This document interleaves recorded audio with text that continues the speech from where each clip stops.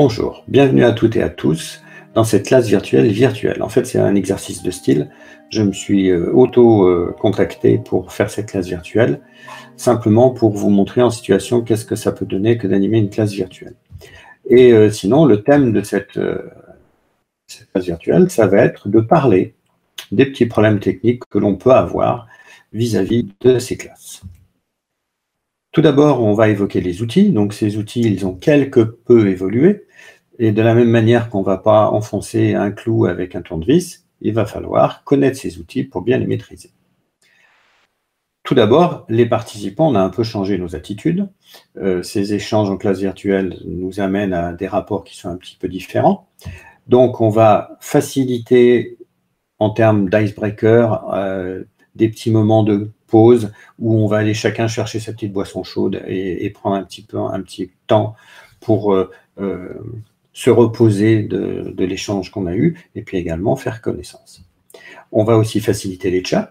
Ça va permettre de communiquer de manière un petit peu plus fluide que si tout le monde se met à parler en même temps. Et maintenant, on part sur le vif du sujet. Nous allons conseiller à tout le monde, participants et animateurs, de se connecter 15 minutes avant et de commencer par vérifier la qualité de son signal. Pour cela, vous pouvez aller sur Google, faire une recherche de test de débit, vous cherchez un site pour le faire, vous lancez ça, et là, quand j'ai fait ce test, eh bien, j'étais à 28 mégas en descendant et 2 mégas en montant, ce qui franchement est bien, parce que vous vous rendez compte que habituellement, on se situe à peu près à 20 mégas et à 800 kg en ADSL2. On réalise tout de suite que ce taux de débit en descendant est bien meilleur que celui en montant. Ça veut dire quoi? Ça veut dire qu'en descendant, vous recevez des informations et en montant, vous en envoyez. Donc là, par exemple, mon signal vidéo que je vous envoie, eh ben, il va beaucoup moins vite que celui que vous recevez. Cela veut dire quoi? Ça veut dire que si vous voulez projeter à vos apprenants des vidéos, vous avez intérêt à passer par des outils de ce style. Donc, je vous mets le lien dans la description de YouTube, qui vous permettent que tout le monde soit en descendant, c'est-à-dire que tout le monde regarde la vidéo en même temps, c'est ça l'important, mais chacun depuis un site internet.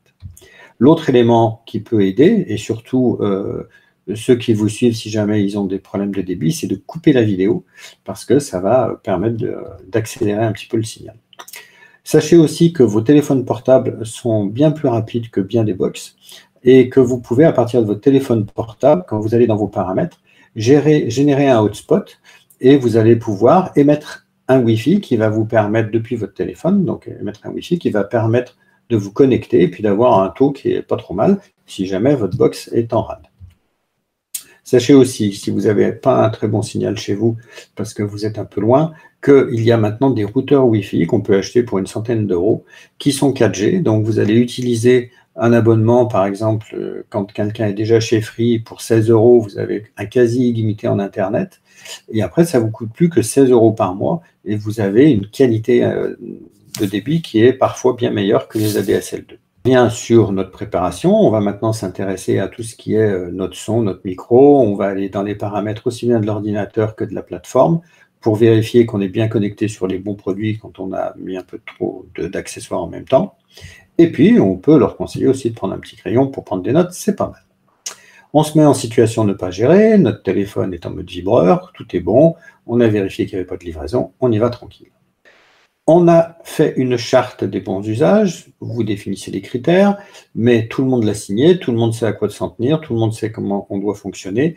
Vous avez pu créer un petit groupe WhatsApp qui va permettre à vos apprenants de vous contacter si jamais il y a un problème technique, ce qui est encore mieux si vous utilisez Slack. Slack est à WhatsApp, ce que LinkedIn est à Facebook.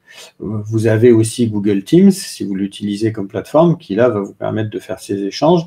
L'idée étant de ne pas déranger le reste des participants quand il y a un problème sur quelqu'un.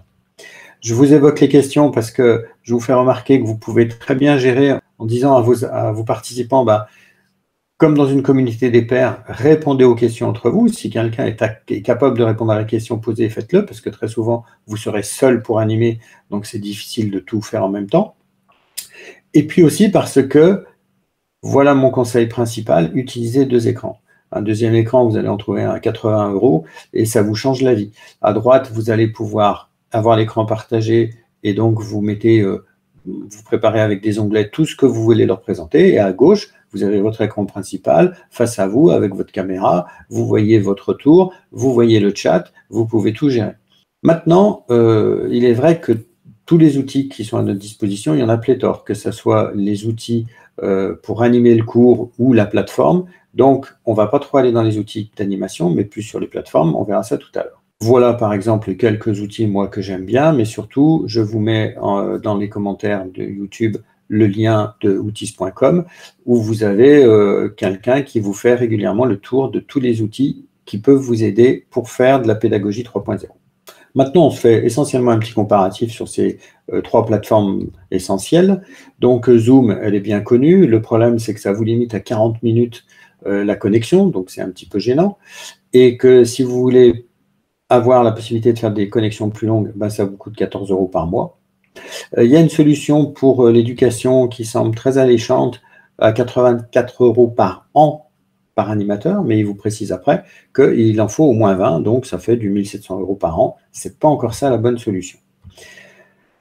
Par contre, on les remercie parce qu'ils nous rappellent qu'il faut faire une décharge de responsabilité si vous voulez enregistrer. Et enregistrer, c'est important, si jamais vous avez un apprenant qui est absent, pour qu'il puisse se rattraper.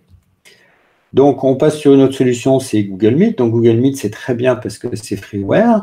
Ce n'est pas limité en temps. Vous pouvez avoir jusqu'à 100 participants. Vous avez un tableau collaboratif.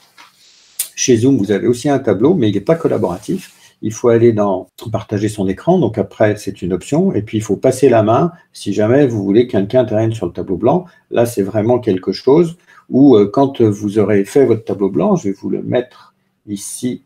Hop, vous allez, dès que vous aurez fait votre tableau blanc, vos participants vont recevoir sur le chat le lien et ils vont se connecter et ils vont pouvoir intervenir. Donc, vous aurez du brainstorming, vous aurez de l'interactif pour voir un petit peu comment sont vos participants, dans quel état d'humeur et aussi pour échanger sur le sujet qui vous intéresse.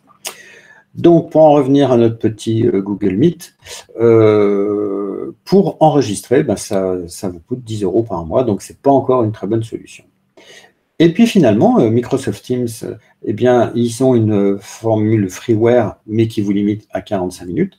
Mais au final, du moment que vous êtes prêt à payer 5 € par mois, vous vous retrouvez avec une solution où vous pouvez enregistrer, où vous êtes en connexion illimitée, le nombre de participants, il n'y a pas de problème, et en plus, vous avez Microsoft 365, où vous avez les outils web, et puis un outil de gestion d'équipe qui est quand même pas trop mal. Donc, pour conclure, eh bien, soit vous voulez être en limite, parce que vous n'aurez pas de limitation de temps, mais